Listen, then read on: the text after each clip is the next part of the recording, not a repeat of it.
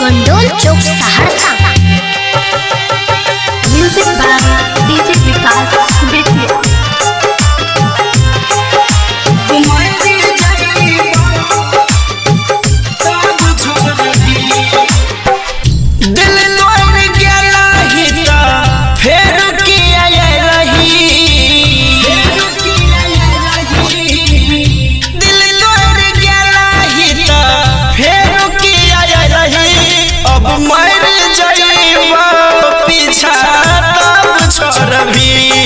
हम मर जाइबो पीछा तब छोड़बी।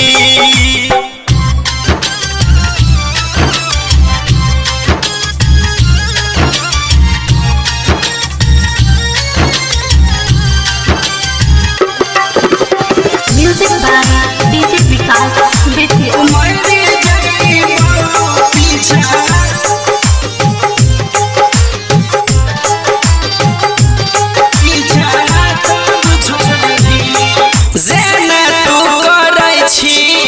दुश्मनो नहीं करैगे पगलाइल छै मनवा तोहरे लड़ैगे। जेना तू करै छी दुश्मनो नहीं करैगे पगलाइल छै मनवा तोहरे लड़ैगे। पगलाइल छै मनवा तोहरे लड़ैगे।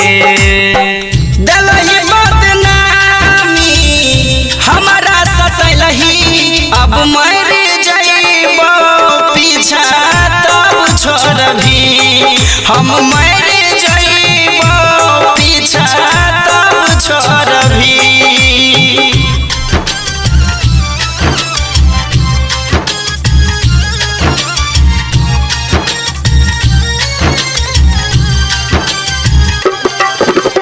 Music by DJ Vikas Bettiah.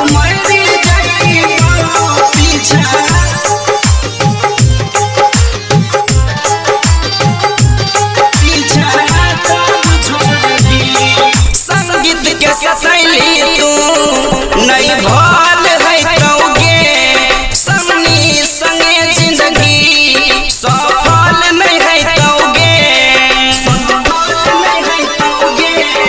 संगीत के ससैली तू नहीं भल है तौगे सन्नी संगे जिंदगी सफल नहीं है तौगे।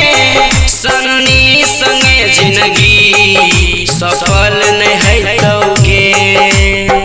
कलई दगाबाजी संजीव संगे हरम जादी अब मर जाइबो पीछा तब छोड़बी।